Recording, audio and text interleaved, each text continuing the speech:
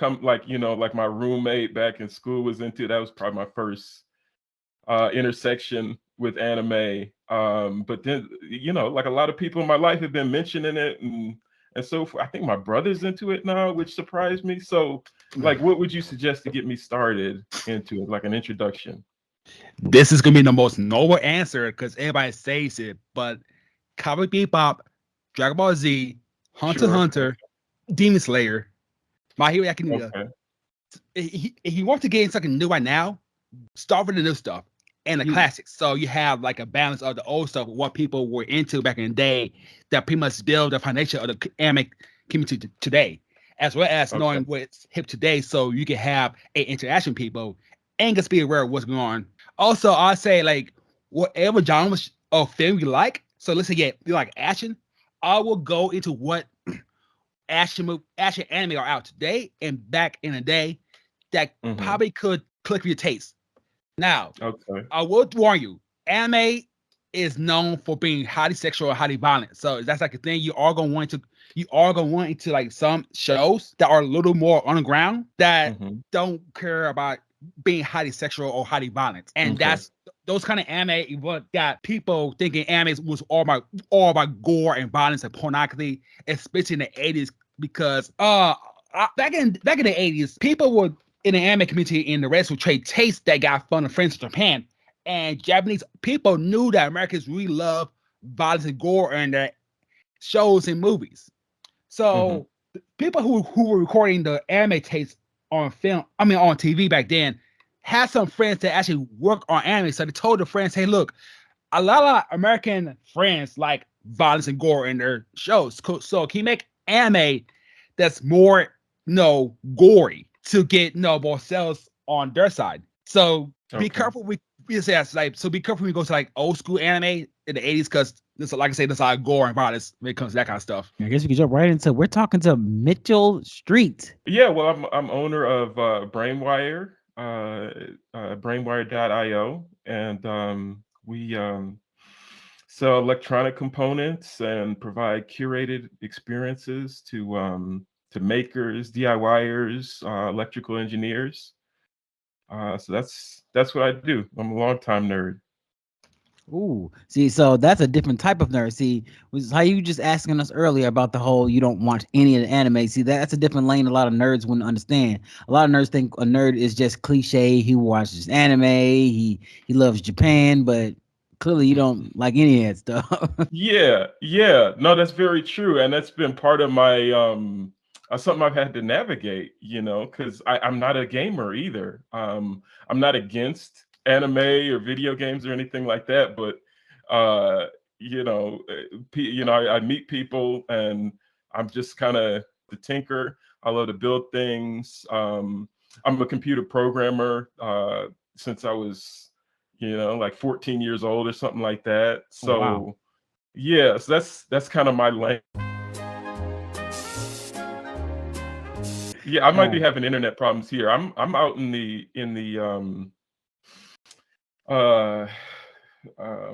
in the countryside, and I have satellite internet. I have Skylink, so oh, yeah, okay. You messing maybe with having Elon some. Musk? You Yeah, go I old got the school. Elon Musk internet. Yeah, and I'm on 13 acres out here in Arizona, Oh, and wow. so yeah, we don't have internet like that out here. My friend uncle, he lives out of the country in Tennessee. He tells me like anytime he goes out there, he has to use a satellite to he just use his phone because they got no type of like internet service out there in the boonies. Yeah, yeah, my cell phone does not work out here, which causes a lot of problems. So, it is what it is, but I like this off-grid kind of lifestyle. So, I guess I'll go into asking the first question. So what got you into doing the whole tinkering, getting into like the I guess what you say engineering? Like I guess that's the right yeah, word. yeah, just yeah. I mean, tinkering is fine. Maker is a big term Mm. nowadays. DIYer, that sort of thing.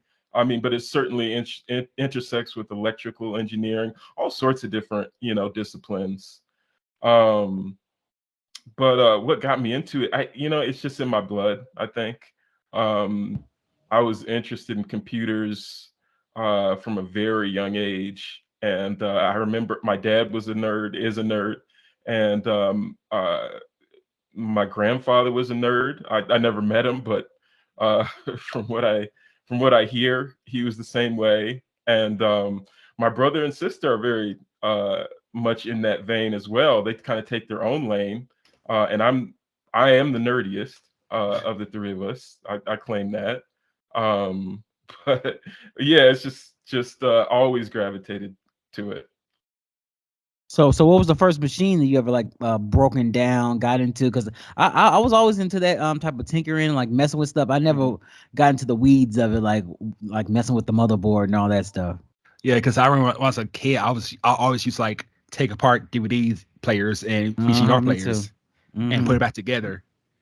Like it was just a weird hobby I had as a kid. Like I was crazy on how they work, Me too. why did the screws go there, what how did the tape read was read by the VCR. Yeah, me too. Me too. I think it's fun to think back because those were fun times. The first thing that I really remember is the Commodore 64, Oh which yeah. was yeah, which is kind of an old school computer. It was all built into the 80s. keyboard, and then you would hook it to a TV. Um, and so it's kind of this big, bulky plastic keyboard, and it's that ugly brown color. And I remember finding it in the basement. I don't know how old I was. I might have been like 8 or 10 or something like that. And it's something my dad had bought, and then he moved on to the next thing. And so I found it down there, and I was just like, oh my god, like this is a whole new world. And so I brought it up to my room, and I remember I made a desk out of, we had like this connector set thing that you could kind of build panels, and it had tubes to it. And so I kind of constructed a desk and set up the Commodore 64, hooked up the TV, found some old discs for it or whatever it used. And I was off to the races. That's the first memory.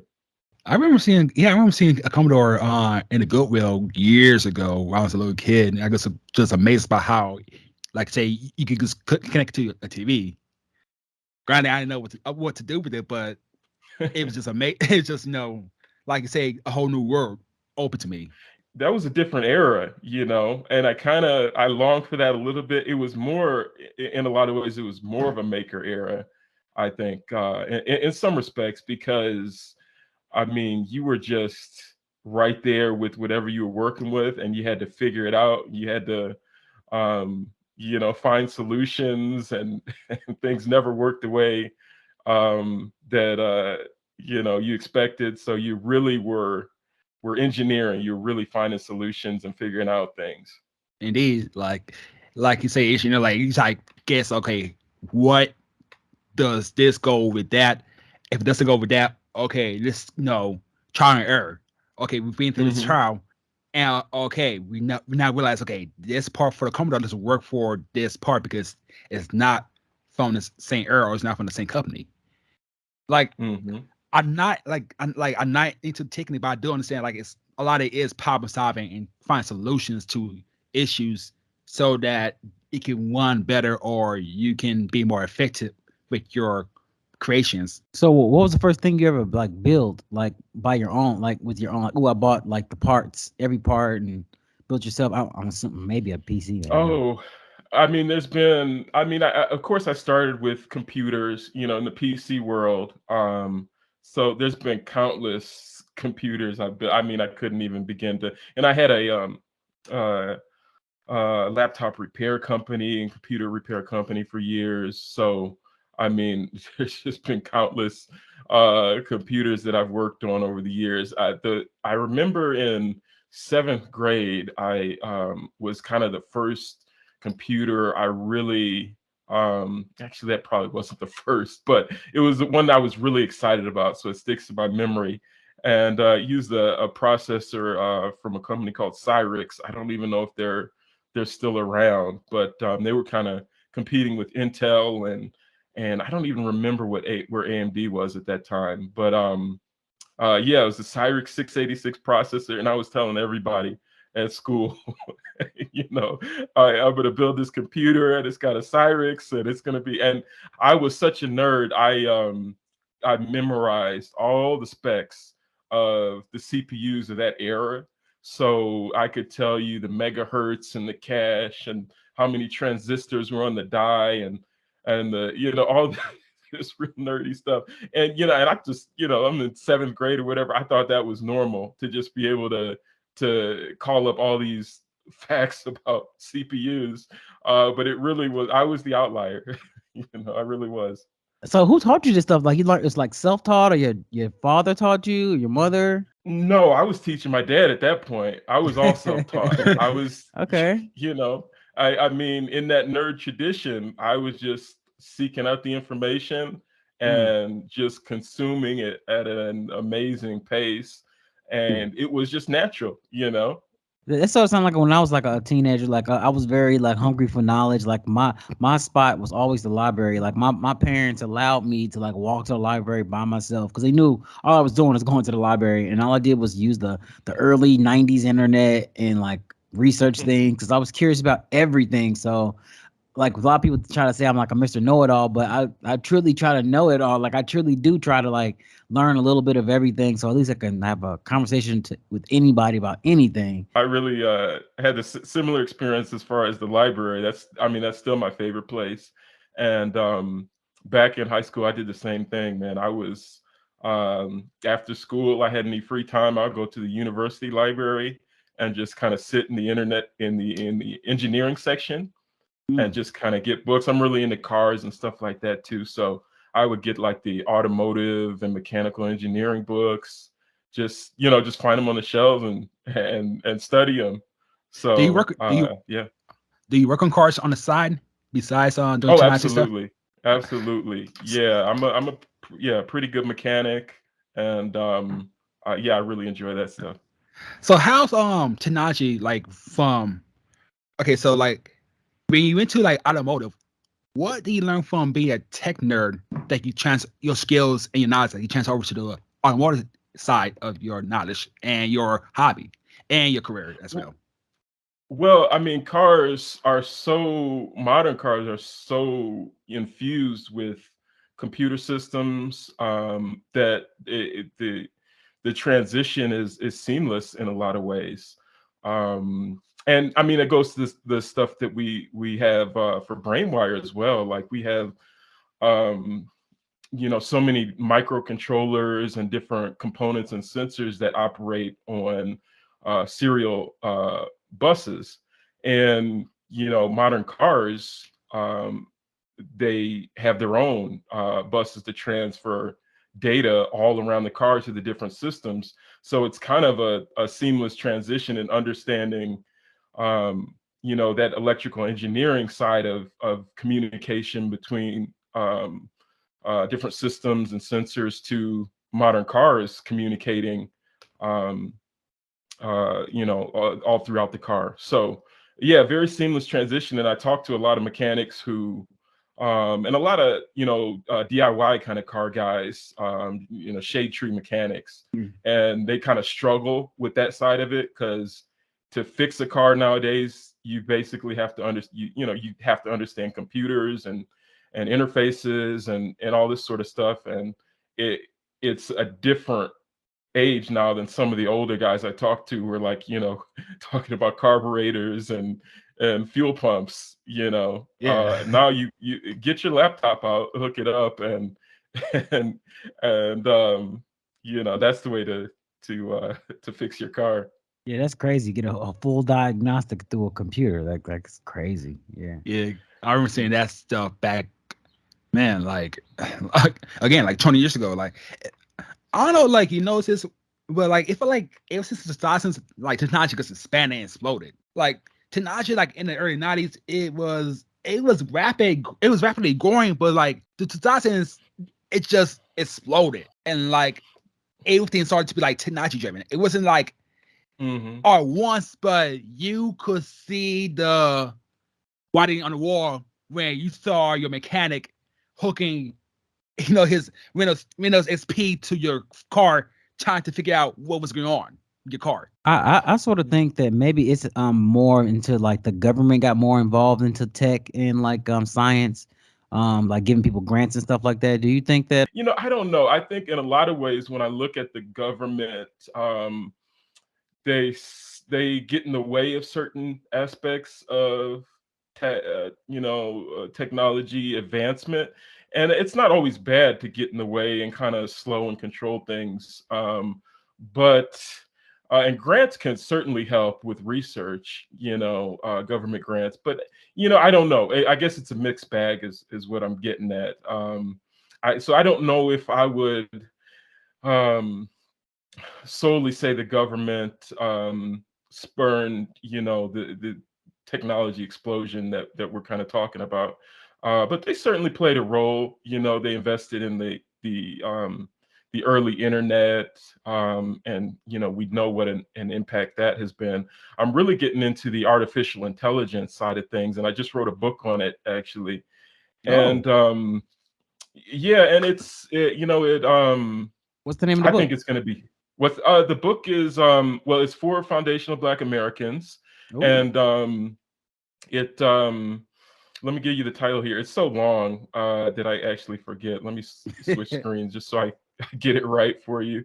So it's called Foundational Black American: How You Can Prepare Yourself and Your Children for the Artificial Intelligence Age. So yeah, I think it's going to be huge. And I'm, getting back to the government thing. I'm seeing how the government is kind of interacting with the way artificial intelligence is uh, you know, I guess infiltrating our daily lives, becoming a bigger factor in our daily lives. So it's very interesting. What do you think about what's going on with AI right now? You know, the Chat GPT, Bard, all that stuff. I think it's amazing. It's going to be I think it's going to be bigger than the internet. It's going to have a bigger impact, and I talk about that in the book. Um, and so we certainly have to be careful. There's a lot of stuff, especially as foundational Black Americans, that we need to be aware of, be prepared for, figure out some strategies to deal with. Certainly, when we think about the some of the profiling things that they can do with artificial intelligence, we need to be cognizant of that. But it's going to be huge. It's going to affect, I think, every industry. I think Chat GPT. If you haven't used it, I think you should try it, check it out, and see what it's all about. I'm on it every day, and my Man, my mind me is too. blown every day of what it's capable of. So, um, yeah, definitely. I don't think we should be. It's coming, whether we like it or not. So, we should learn it, regardless. Do you think like having this AI is gonna make like low level like tech or like engineering jobs obsolete? Like people say get into coding, but what is the point of learning basic coding when the AI is gonna be doing the basic coding anyway? Do you think that's gonna eliminate a lot of the low level entry level tech jobs? Absolutely. I mean, you said when AI is gonna be doing the low level coding. Oh yeah, already done. Yeah. Yeah, it already is. I work as a computer programmer, and I use Chat GPT basically every day to write code for me now. I could write the code myself, but it's a little easier to write in plain English, type out a Chat GPT prompt, and have him do it. So the writing's on the wall. Right now, Chat GPT can't do some of the higher level stuff. It can't do larger stuff. So the projects I work on as a programmer are larger. It's thousands of lines of code, tens of thousands of lines of code, maybe even hundreds of thousands of lines of code. Chat GPT can't conceptualize all that in its little brain. So you can give it smaller tasks. Hey, do this for this one page or this one algorithm, this one function. It can do that, and most of the time it gets it right. Sometimes it does get it wrong, But if we're already at this point, where are we going to be in 6 months? Where are we going to be in a year or two? I think a lot is going to change in the programming field. So I would not, young people who are thinking about getting into coding, it probably will be a viable career going forward, but you need to plan for um, how how AI is going to affect it as a career path. You might want to focus more on AI programming. We're always going to have programmers. It's just what are they going to do? So that's what I would suggest. Go back to what you just said about prompts. What Mhm. can you give like the listeners a good like template for a good prompt to ask a chat GPT? Because I think a lot of people are like using it wrong, like give me ingredients to cookies. Like, no, you're doing it wrong. You're wasting this technology on cookies. Yeah. What is Like, yeah, can you give us a good prompt if you can? Well, let me think about that. A lot of my prompts are programming prompts. I can give some general advice. One thing would be to you want to be very specific in what you want. Gi- give me a recipe for cookies is very general. I don't think there's any problem of with using uh, AI to help you with your making cookies. But let's be specific. When we're crafting our prompt. So, what do you want in the cookies? Do you want nuts? Do you want chocolate chips? um do how many calories do you want the cookies to be?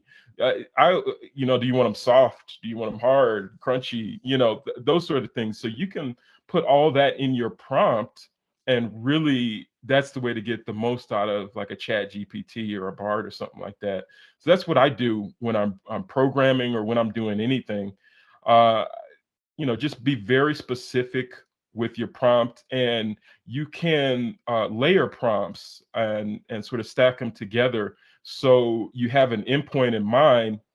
You don't have to get there in one prompt. You can Mm, start with simple, and then have almost a conversation, a discussion where you lead mm, chat gpt to your specific outcome.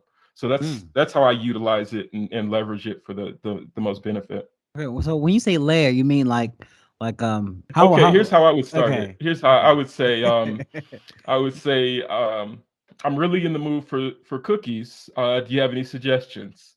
Okay, and then maybe he's gonna give me, and I keep saying he just because it's funny to give him a gender. My sister, my sister gets mad about that, but I'm like, no, Chat GPT is a boy, Siri is a girl. But anyway, so then he's going to give me 5 or 10 options for cookies. Okay, and then I pick one. I say, oh, those macadamia cookies sound good. um what are some good ingredients for macadamia cookies? And then he'll give me a list of ingredients, and I'll say, well, would it be possible to make them without the nuts, but Mm, to add okay. oats instead? And he said, oh yeah, that's possible. Here's how you could do it. Hmm. So you can just kind of walk through, and then you say, well, those cookies have too much sugar. Do you have any ideas for macadamia cookies with that don't use refined sugar? And then he'll give an idea for here's how to make it with monk fruit, or one of these all or stevia or some alternative sugar sweetener. So that's the way to really how you would do that. Now, there's some things with scripts Huh. that I don't like the way that Chat GPT generates them, but all that you can kind of form and shape the way the output that you receive. So you can massage it. Hey, don't use these type of words. Can you rewrite this script but make it in a more conversational tone? A lot of times, the tone I get with scripts is a little bit more. It's a little too salesy. So I'll say, hey, can you do this more in a more professional tone? And he can do it. Not only that, um, Yuki, you were talking about how you wanted to emphasize certain things for Black Americans to understand. You can actually put that into your prompt, and kind of explain it to ChatGPT. Now, of course, ChatGPT and these others, they're large language models, so they don't truly understand, um, when you're trying to convey these concepts. But I would say it's almost indistinguishable from understanding. If you drill Mhm. down into how these large language models work, y- you know, uh, they don't really have an understanding. However, when you're on the outside, uh, creating prompts and getting output from these things, it's hard to tell the difference whether they understand it or not. So what does it matter, in that regard? So yeah, I'd say go for it. It could do it. Yeah, like you're not wrong about how it's so large because like sometimes I use Grammarly to like fix my grammar, and it does not pick up on my slang, so it thinks I'm not saying something correctly, but I'm saying correctly. It's just no, I'm saying in a slang way. So I know it doesn't pick up on slang and goes no, Mhm. especially FBA terms like how we communicate with each other. Yeah. So you cut out there a little bit, but so you're saying that it doesn't understand the slang terms? Yeah. Well, I would say you can explain the slang terms to it. Now, when you have a Chat GPT session, it's kind of I'm blocking on the term, but it's like a walled garden. It's a session unto itself. So you can't explain something in one session and then go to another one and expect it to know that same thing. Mhm. However, part of what I do is I have my sessions for each thing that I'm working on and kind of keep them separated, and I don't delete them Me unless I too. don't need them anymore. So you're kind of crafting the session and building the prior knowledge for the large language model, and then you can continue to build on that over time. So it's I would say just explain if there's some slang terms, you can correct it and just let him know, hey, this is what this means, and just continue to use that session. Now, it will forget, and this is part of what I was getting at with its brain isn't that big. So you get, um, uh, 20 20 prompts in, and it might forget the first prompt or kind of get a little mixed up on the information. But we're talking about Chat GPT-4 right now, and at some point we'll have 5 and then 6, and then so that it's going to get better and better in the coming months, and these issues will get smaller and smaller. So like I said, it's a brave new world, and it's amazing where we're at right now. Okay, I have a question about the AI. What's your thoughts on like copyright? Like, okay, you have the ChatGPT do all these things for you. Does it mean they own that code, anything like that? What's your thoughts on that? I've heard discussions on this, and I know it's a big issue. I haven't really drilled down into it as much as I want to in formulating an opinion. I know there's been lawsuits for the image generation things, Mm-hmm. and and that's interesting. I don't want to express an opinion on those because it's it affects people who that's their livelihood. In the in the case of these image generation things where people do things like, hey, create this image for me and do it in the style of this artist, uh and then that artist says, hey, that's that should be my copyrighted material. Like, what, you kind of stole that from me. And I think they have a legitimate point. Yeah. So Mhm. I'm not going to say that um these AI companies just can put these tools out there that can do that, indiscriminately with, and there shouldn't be any recourse for these artists. So yeah, I want to look into that more. But that is something that we have to think about, and it is beginning to go through the courts already. So we will see what happens. Yeah, I've been noticing a lot. Like I've been following a lot of artists, like mainly anime and comic book artists on Twitter, and they have said the same thing. Like they're so anti AI because they are fearful that the AI artwork can take their art and do it in a style. And like, so there's a website where it collects a lot of fan art from Japanese American artists.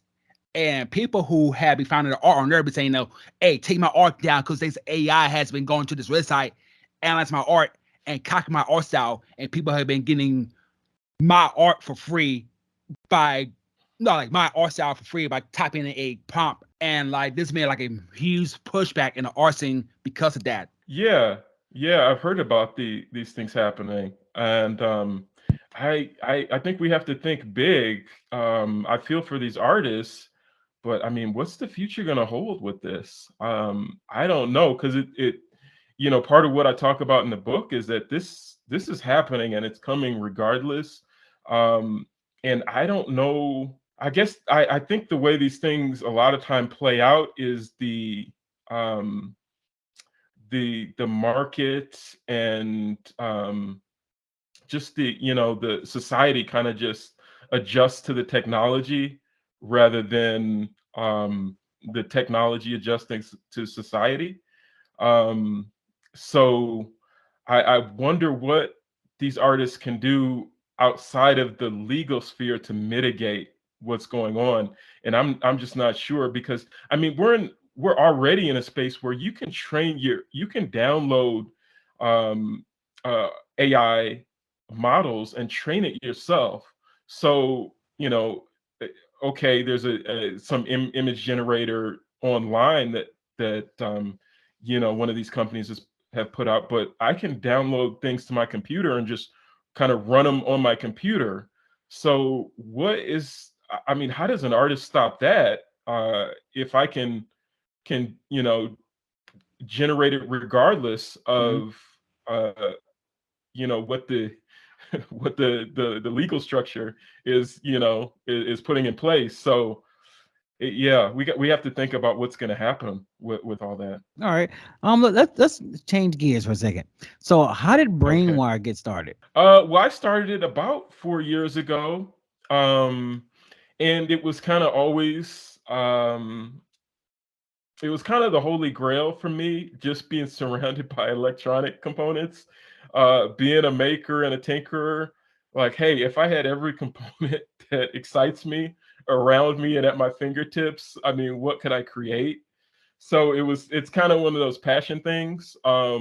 When I was very young in grade school and high school, I used to always have a catalog for electronic supplier on me, because I could just open up the pages and let my mind run wild as I'm looking through these different components. Hey, what could I build with this? What could I do with that? Oh, I've never seen that before. That's so amazing. So that's really what Brainwire is all about. Just being my favorite components, things that I find interesting, and that I want to share with other people. And so a big part of it is not just selling different components, it's also communicating with the people who are buying. Maybe they have questions or some information I can share. A lot of times they're sharing things with me. So it's kind of creating a community and interacting with other nerds. So that's really the next phase of Brainwire is creating community, interacting with nerds, really going beyond just selling components. Being in this in your realm of like the nerd stuff you're into, have you ran into any type of like white supremacy, racism within like that realm? Hmm. I mean, certainly in my career, uh, I have. I've worked professionally as a computer programmer, and as a black programmer, it can be very difficult getting work. I'm a very independent minded person, so I don't want to just get a get a nice paying job at a big company, Apple, Microsoft, Google, something like that. That's not really my lane. And we hear about all the challenges that black programmers deal with at these companies. So that's really not my lane. I'm more of an independent uh, person. So I seek out clients and do a lot of things for small businesses and things like that. and it can be very difficult, just getting the folks with the money who are usually are not us, to to um, to give you business. So that's been a huge issue, and I've certainly um, run across some of these white dudes who are just convinced that because you're a black person in technology, you don't know anything, and how could you possibly know as much as them? So it, you know, it's a big issue, and I think we have to just continue creating lanes for ourselves. That's why I'm so happy to be in the same community that you guys are in, where we're around our people. We're of course we met at the FBA Expo. We're communicating with our people, we're interacting with them. And so I'm always like, hey, here's what I do, here's my services, is there room to collaborate, can we get together? I've been to a lot of, over the years I've gone to a lot of black events like this with people, constructive black people who are either business minded or creative and that sort of thing. And when I go to these things, I'm just kind of letting people know what I do. I went to one some years ago in Phoenix, and met a brother there, and he wanted to create a product, just a phone holder thing. Well, I'm very good at 3D design and CAD and that sort of stuff. So I said, hey, let me do that for you, and let me help you design it, because he didn't have that skill. So I think that's the type of thing we need to do, is kind of get with each other and share knowledge, share skills, and that's the way that's one of the ways we combat white supremacy. I 100% agree, because I feel like, not even feel, but I know that when it comes to technology, these white boys, they are like huge gatekeepers. They did not want any FBA black person to get in the tech field, because it's so heavily heavily racist. Like in top, like people have broke down how honestly the tech field is pretty much a white supremacist heaven, because they can practice supremacy freely with technology. Yeah, it was an So article. It was an article I read. Sorry, it was an article I read years ago. I put it on the screen. That talked about how in Silicon Valley, how it was basically ran by like these white supremacist little like white men, and they started the whole tech industry out there in Silicon Valley. I can't remember where it was at, but I'll find it and I'll put it up on the screen. yeah, I remember some of the first BBB, I think it's BBS bulletin boards were white supremacist boards, bulletin boards. Yeah, I mean, it was a bunch of Nazis in California, that the one that helped them out. I think it was what, in the 1930. Yeah, thinking about it, I mean, that's dictated my career path. White supremacy has in that regard, because I always had an inherent understanding of how these folks act, and so I never pursued anything with these big companies for that reason. Because I'm like, it's just gonna be that what they're gonna they run the show there, and advancement is gonna be very difficult if you're not cooning, and even if you are, it's you're not gonna get to the place you should be. So we gotta, I mean, my whole thought process is as FBAs, we just have to build outside of their system. We have to build away from them. Yeah, that's the way to go. God, it's so off topic, but I'm gonna make it clear. So I remember like they were trying to make a house for Hitler in LA, but the plans fell through for obvious reasons. Nazi compound, complete with bunker dating from before World War II, the notorious Murphy Ranch. Nazism was quite popular all over the world before World War II, and the US had its fair share of Hitler fellow travellers, mostly disgruntled anti-communists and fascist types, some of whom were wealthy and powerful. In a previous video, I covered the German-American Bund, a full-on Nazi organization established in 1936. and headed by Fritz Julius Kuhn until it was dissolved in 1941. It accrued 25,000 members and wore uniforms including Nazi symbols, and it worked to promote Nazi Germany to Americans from its headquarters in Manhattan in New York City.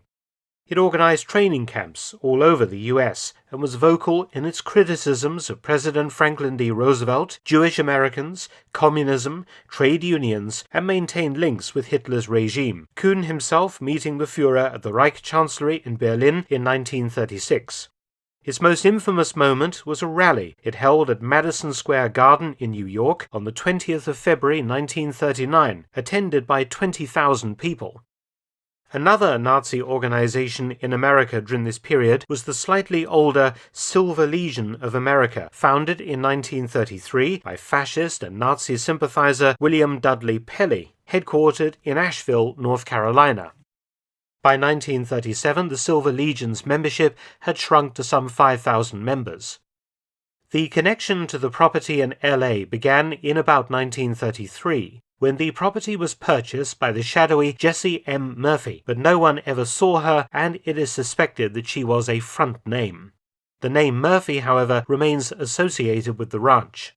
The money came from Norman Stevens, an engineer involved in silver mining in Colorado, and his wife Winona, the daughter of a wealthy industrialist.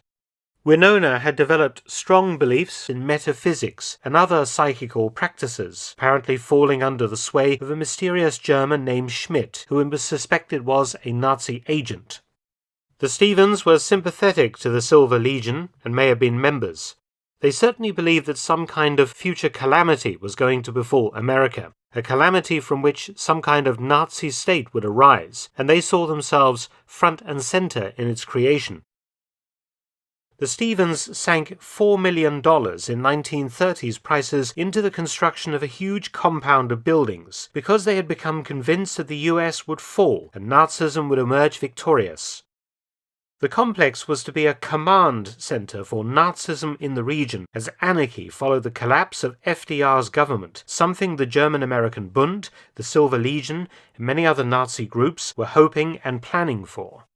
The hillside above the ranch was terraced with a built-in sprinkler system to irrigate food crops. Concrete staircases were built into the hillside. A 395,000-gallon water tank was constructed, as well as a power station fitted with double diesel generators, as well as a 20,000-gallon diesel fuel tank. A 2-story steel-framed garage and machine shed was built, an air raid bunker, and plans were also made for a 4-story mansion, but it appears the Stevens eventually ran out of money before it could be built. Interestingly, Winona Stevens hired a black architect to draft later plans for the estate. Paul Williams did design and build the ornamental gates that survive today. And we're in LA, everyone, so we've got to talk about Hollywood and Paul Revere Williams. Yes, indeed. Paul Revere, yes, indeed. He's one of the most famous architects out here, black man who designed a lot of the early style of Los Angeles and Hollywood. He designed a lot of significant buildings out here, the LAX Tower, a lot of buildings downtown LA, a lot of homes for celebrities. They went to him. He used to live in this area here. He has a church that he built out here that's still here. So his significance is tremendous. Yeah, it's a documentary. It's called California Right. Came out in 1975. Talks about all that stuff. But yeah, so and those people probably had kids and had those kids. And I always try to tell people when it comes to like racism and white supremacy that Martin Luther King ain't even been dead 100 years. People who like lynched people and you see them in photos smiling and stuff, those are people's great-great-grandfathers. They're not that far removed from this stuff. And they try to trick you with the whole black and white photos, but it wasn't long ago, and a lot of people need to understand that. And a lot of nerds want to ignore that because they think because we're not being, strung out in the streets and we are, but they act like if they see something happen to a black person, it's like that's something they did. And they don't see it as themselves. A lot of people, they use their blackness as like a political tool or just to get a way in. Like, I'm black, so I'm going to be the only black guy in this office. So I'm going to make sure I get no other black people in here. Oh, yeah, that's really true. I mean, and growing up how I did, you kind of experienced those pulls, to do things like that. I went to school, and basically the whole time, almost the whole time, I was the only black kid in the class. Everyone else is white, and so you see the small and the large manipulation tactics that are used to kind of get you on the coon train. Yep. And I was able to resist most of the time. We all have our moments of weakness, but you know, because and I wouldn't, I love my parents, but I wouldn't do that to my kid. I wouldn't. I think it's more important to have that black identity from an early age. Not that my parents were terrible with that, but they sent me to the white school and thinking I would get a good education, and I did. But you don't get what you need as far as black identity, and that's very important. Yeah, and that's a big thing with it being a nerd in general when it comes to like geek things. That's very Mhm. like you see that prevalent, like especially in like the nerd culture, like geek, like anime, video game culture. That is like if you're a Oh black yeah. guy who loves those things, oh my God, these dudes are like Becky chasing, they are like Mhm. simping. Boy, it's like sad and pathetic what they how they act for. I mean, I remember one time Yuki, man, you was like arguing with this dude on Facebook. And I was like, man, I just said it. Like, dude, you just trying to get these white girls, man. It's all, and everybody like started liking, shock emojis. Everybody like, whoa, he said it because the dude was caping. He was caping so hard for like, it's like white people. Like, dude, do you just And want white dude got girls? so triggered, cause it's like you just hit him right in the head with a Even white people was liking it. Like, dude, he telling the truth. You going too hard for us. Like, Jesus, like, dude. like these. I've been saying this for we've been saying this for what 7 years. These Yeah. these white nerds, when they see you being pro-black and standing on the truth, they will respect you because you're not cloning like these other nigga nerds you doing out here.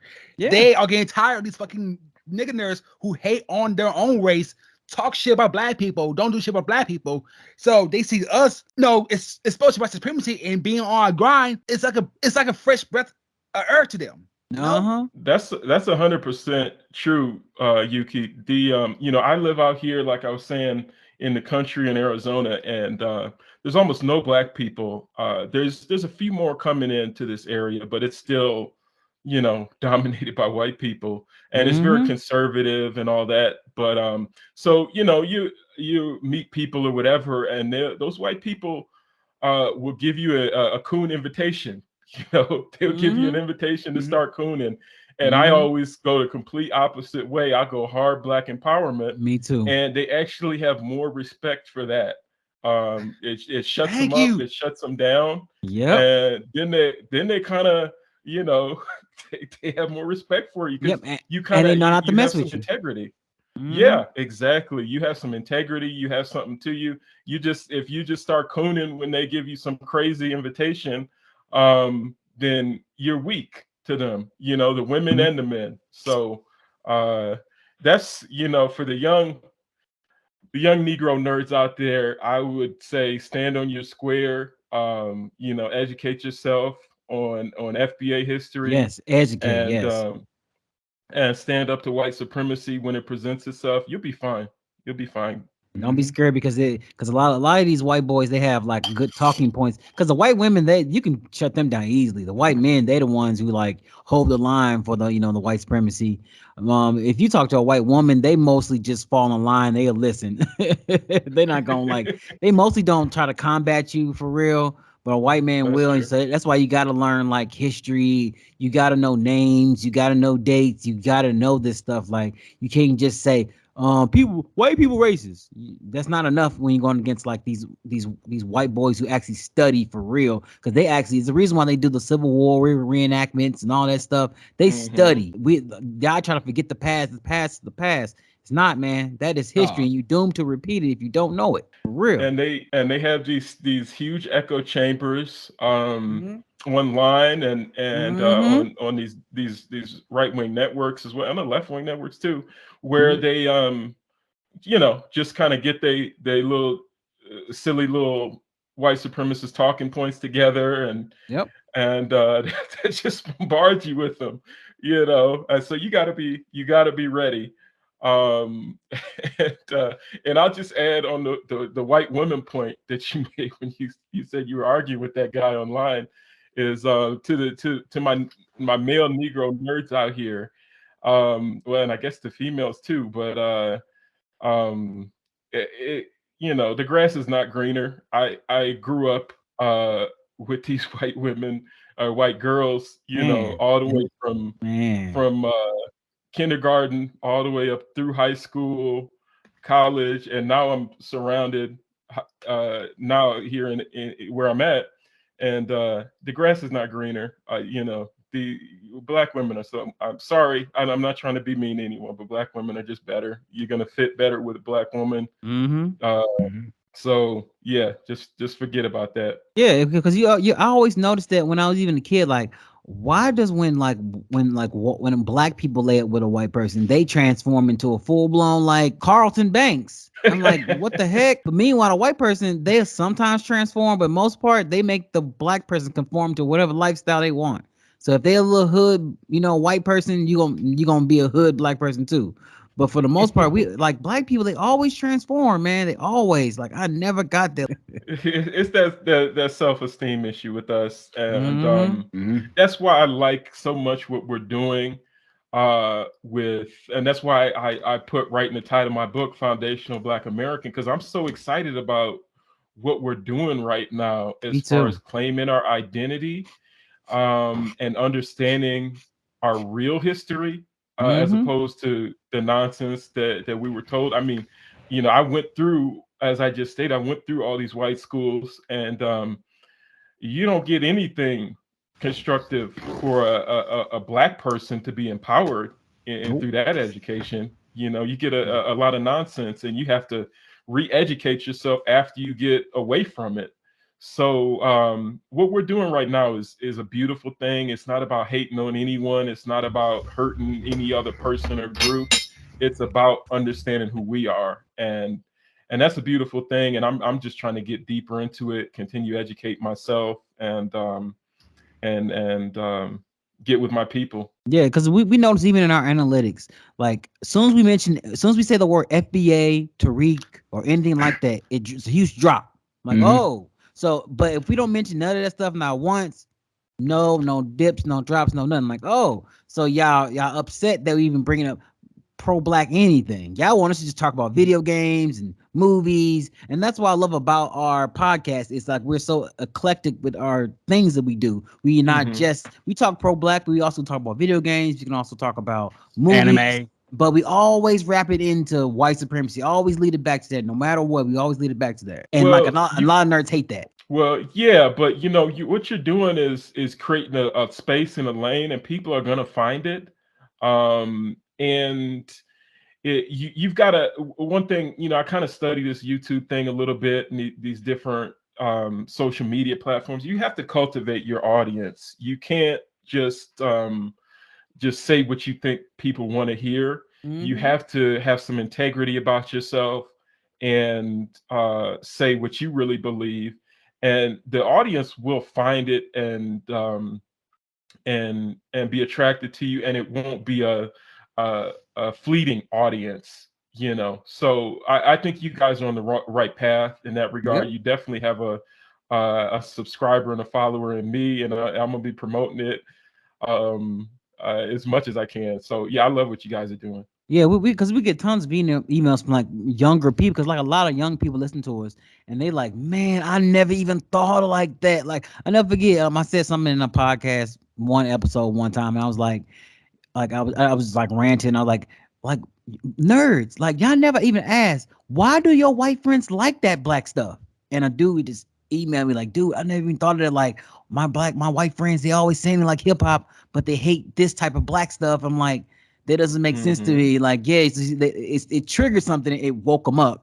Now woke is bad now. It woke them up. But that's just so crazy. You can see how this white supremacy media have been working as well. How at first just a few years ago, the thing that people kept saying was political correctness. That was the new thing. Like how the colleges didn't want to hear Jerry Seinfeld because he was too racy. That was weird.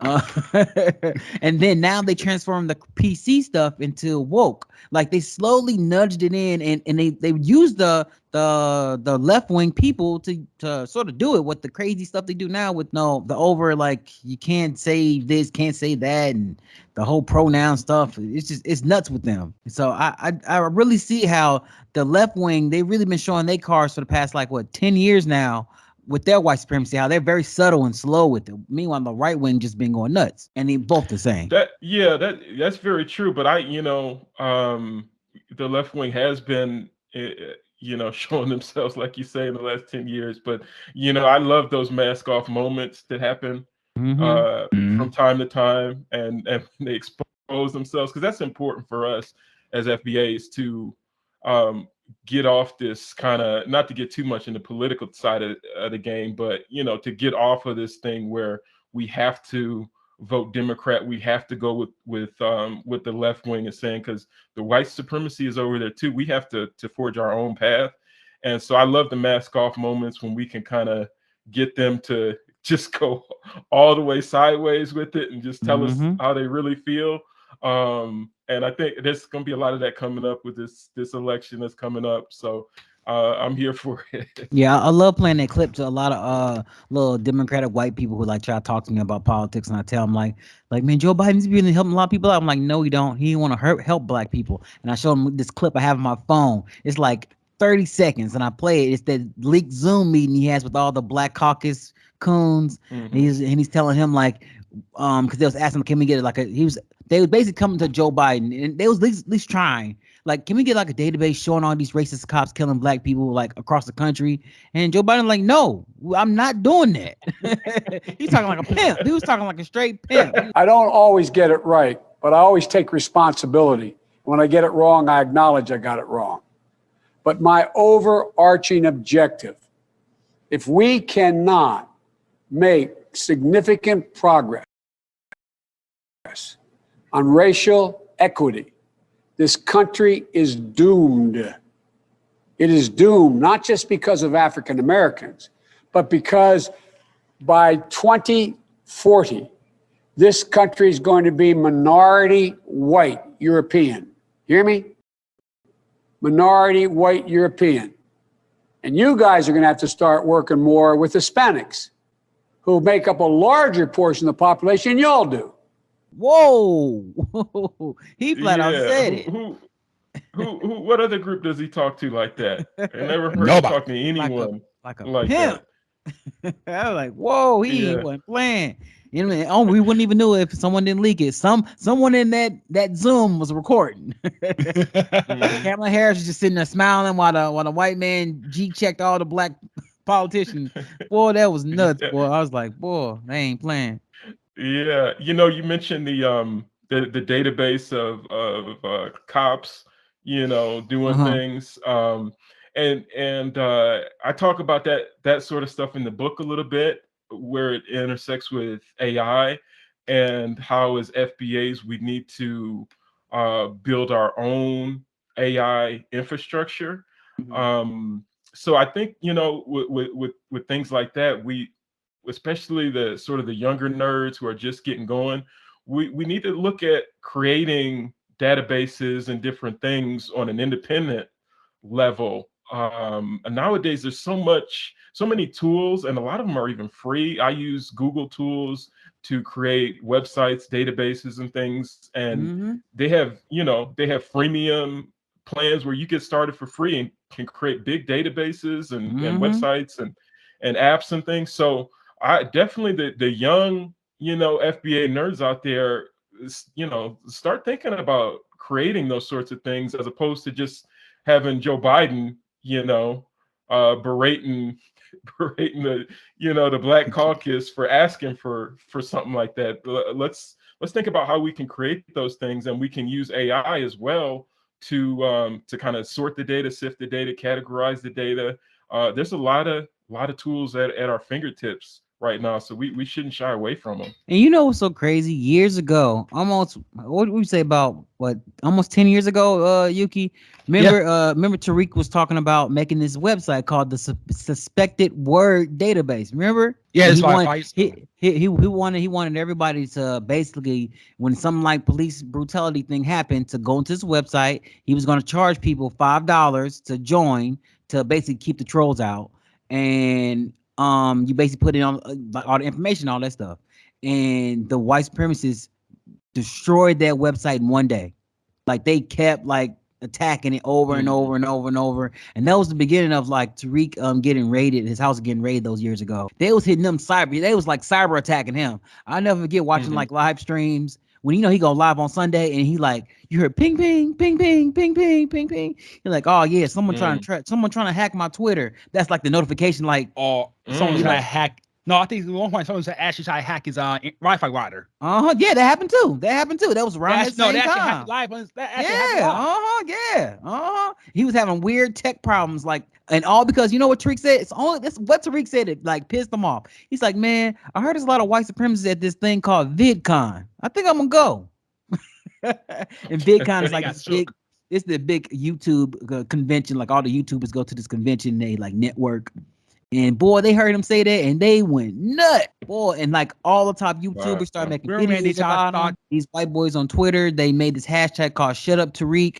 And they had all the top ones like basically retweeting it, getting it out. And Tariq took that hashtag and reversed it on. He's like, everybody, they was putting like pro-black facts, but putting hashtag Shut Up Tariq. So now when you clicked on Shut Up Tariq, it was all positive. Tariq, boy, he was killing them, boy. But boy, that I never forget that. That's what made us make our list to bring it all back. That's why we made our list, suspected white supremacist list. Philip Frankel was like number like 51. Like 51.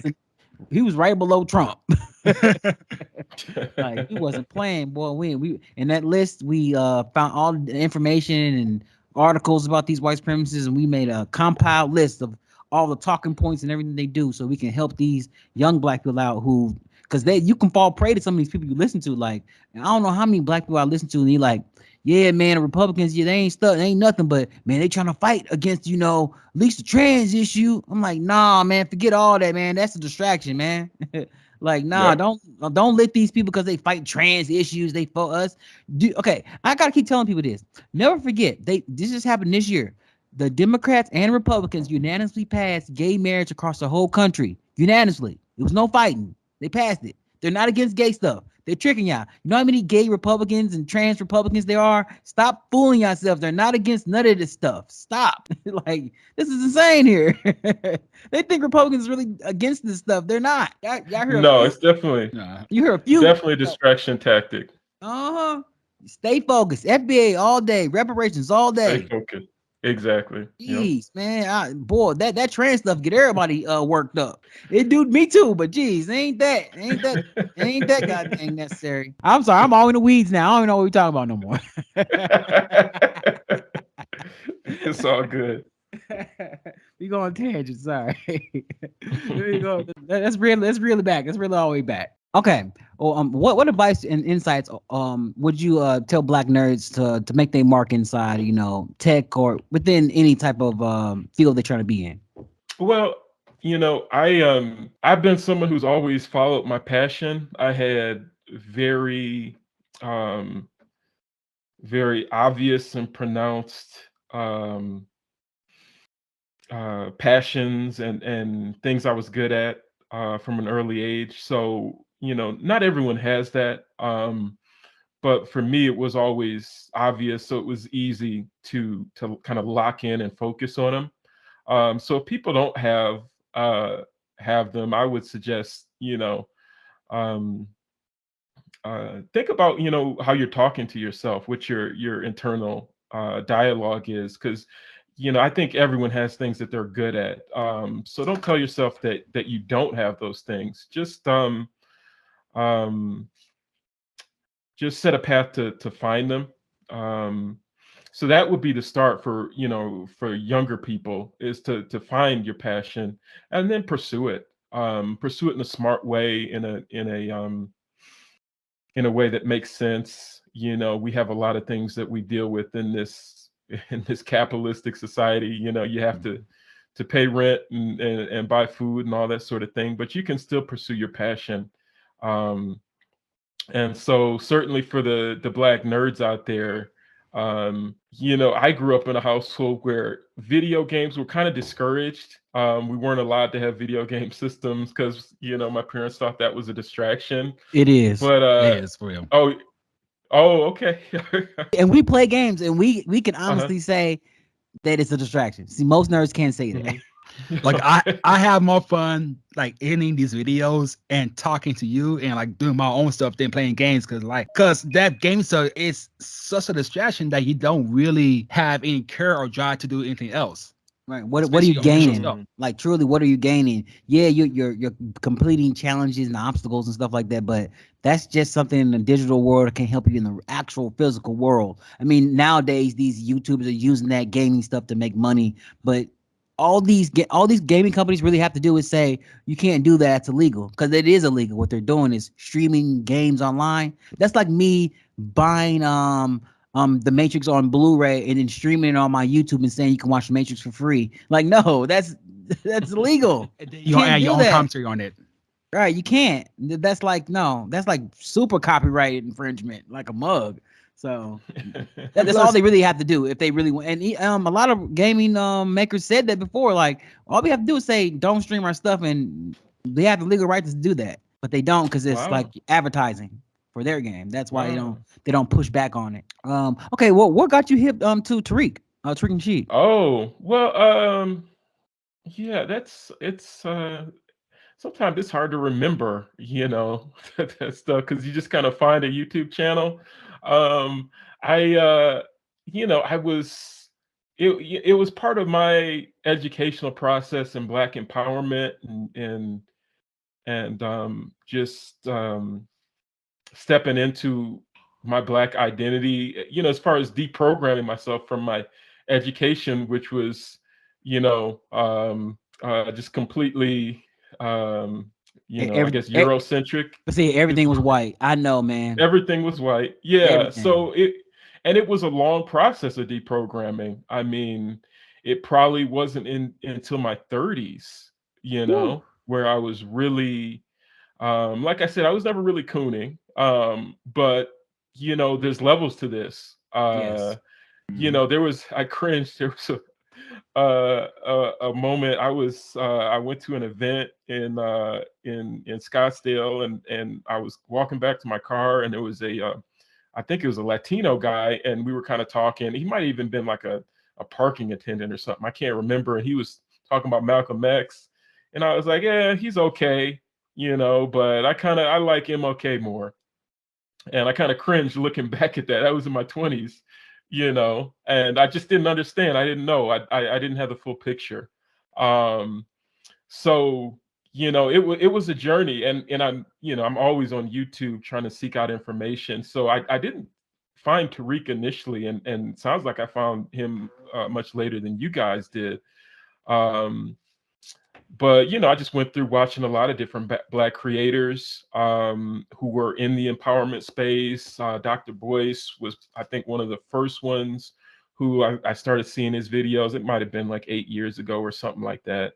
And I'm like, oh, there's some good stuff here. I like this. I like that. And then I branched out and was watching other people, and eventually found Tariq. And I'm like, hey, this is pretty good. I like what he's talking about. And so love Tariq and so many other Black empowerment people who are out there. Like I was telling you guys, that interview you did with Dr. Randy Short and Dr. Clyde Winters. I mean, that was some powerful stuff there. I have to really dig a lot deeper into what they were saying. I know a little bit of it, but a lot of the details, blowing my mind. So yeah, it's a process, man. Yeah, and a lot of people understand within an interview, because people are saying like, "Wow, where was Dr. Short?" Like, if y'all actually listened in the first part one, He says, "I'm Mm-hmm. not a ball hog. I like to let other people speak." And he literally let Dr. Clyde Winters speak for like what, Like 90 Ivan. minutes. Like he let him speak. Like, I'm not a ball hog. I'm not gonna keep jumping in and out. I'm gonna let this man speak. He let him speak. Then Randy Short came in. Like, it was beautiful. Yep. Like, I don't think they talking about. Yeah. I noticed that. And he just let him cook, and that had an impression. That made an impression on me as well, because it's so. Who talks about it? Is it Neely Fuller or somebody talks about how we always as Black people we're starved of the spotlight, so we kind of Yeah, want Neely it, Fuller. and yeah, so we really have to get out of our ego, and seeing an elder do that. In that context made an impression on me. I'm very big on, hey, get out of your ego. It's not about you. You don't have to be the one in front of the camera all the time. That's how we build. I think movements is getting our ego out of the game and building community.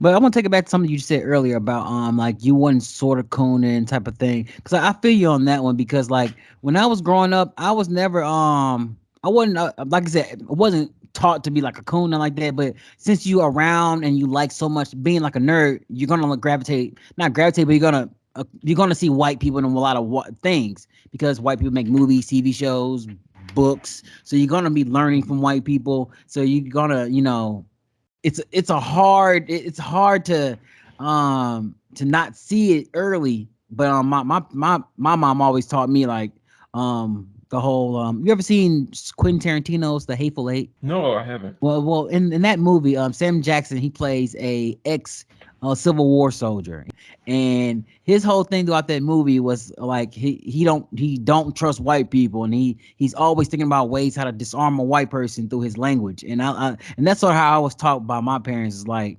always figure out a way how to disarm these white people, because they're gonna try to disarm you when it comes to like talking about anything. They're gonna try to take the upper hand, take the advantage. So you always want to be one step ahead of them. Let's get into final questions. Let's ask them some final questions, Yuki. So within the FBA culture, older people like parents who may not know about Tanaji, they're always pushing those sports, music, entertainment as career choices instead of STEM and other Tanaji fields. It's proven that Tanaji is going to be the major career course, and that Tanaji is going to pretty much overrun music and music and entertainment and sports, which allowed Black parents that could push on their youth. It's proven not to be a viable income source for Black folks. What do you say to people who try and push sports on Black youth instead of STEM? Yeah, that's a good question. It's a tough one, because I think if the parents don't have a proclivity towards STEM, it can be difficult for them to advise the children in that direction. And I think that's where people like the three of us come into play, where we have to connect up with the younger FBAs who where STEM might be a good option for them, even if they don't know it yet, and present it in a way that's accessible. So that's part of actually that's a big part of the plan with Brainwire. I want to start doing workshops with younger kids, introducing them to STEM and technology. And that's really, I mean, that's really a huge part of my future goals and plans. So I think it definitely falls upon us to introduce these fields and these options. I mean, just like what you guys are doing here with creating this Black nerd lane, and making it visible, and just showing people that this is an avenue. I think that's the way to go. So yeah, I think it falls less on the parents, actually. If I was a parent, I wouldn't be I wouldn't be encouraging my child towards the sports side of the game as a career. certainly for, for enrichment and health and fun. But STEM is a great way to go. What made you get into 3D printing, like in like specific, and Well, why like not? I mean, it's amazing. I mean, when I remember when I first heard about it, I don't know how long ago that was, probably over 10 years. Just blew my mind. In college, I learned 3D modeling and CAD and that sort of stuff. And I always thought it was really cool, but we couldn't really, we couldn't really just design something in print back in those days. But I loved the idea of being able to just conceptualize something in my mind, and that's kind of how my mind works. I'm very tactile and physical, so even when I'm in my mind, I'm thinking of things in terms of 3 dimensions and proportions and how things are located. So I'll visualize a part in my mind. I'll go into the 3D software, design it. I'll get out my caliper and sort of take little measurements and visualize measurements as I'm designing on the 3D software, and then you print something. In fact, I was telling you, I've just bought this new microphone, and it's a shotgun mic for a camera, but it works well for things like this as well. And so I'm like, I want to put this microphone on a microphone arm, but it's a different kind of mount because it's a shotgun microphone. And so last night, I went into the 3D software, designed a mount for it, and printed it out in like 30 minutes. And so that's what's allowing me to wow. communicate with you right now. So what materials did you use? For that one, I used PLA. Yeah, if you're familiar with 3D printing, it's PLA is probably the most common plastic filament that's used. It's it's a good material. It's pretty sturdy, and it worked out great here. It's holding up, and so I'm pretty excited. I'm constantly 3D printing things. The 3D printer, I think it probably stopped since we've been talking, but it was actually running in the background. I don't think you could hear it through the mic, but it was going. So yeah, I want to encourage people to definitely check out the website brainwire.io. Yeah, that's what I wanted to ask. We're going to be, and if you're a FBA into technology, all my contact information is on there. Definitely reach out to me. I'm always interested in supporting FBAs who are really up to anything, but certainly in the STEM side of the game. I'm the type of person where I feel like I've been blessed with just so many skills and abilities. I mentioned, I was doing the 3D design on that product. I didn't charge anything to the guy I was working with on that. So it's like I'm always looking for people who maybe have a good idea or want to do something that will benefit our community. And if there's some way I can bring my skills to bear, in that regard, then I'm always open to it. So my contact info is there at brainwire.io. Definitely reach out to me.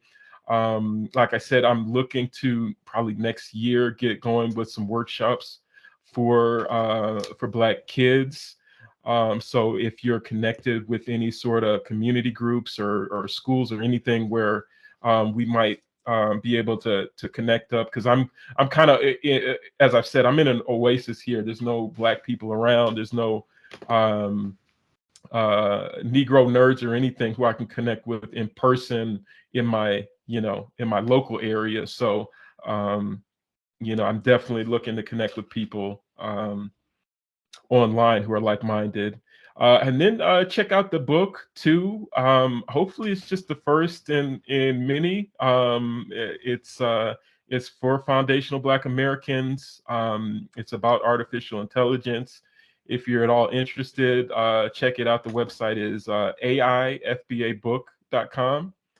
It's aifbabook.com. So check that out. You can get it ebook, audiobook, paperback, and I'm gonna get a hardcover and going in a few days here as well. So yeah, I have a blog on the on brainwire.io, And so I'm talking about 3D printing. I have some 3D printing articles on there.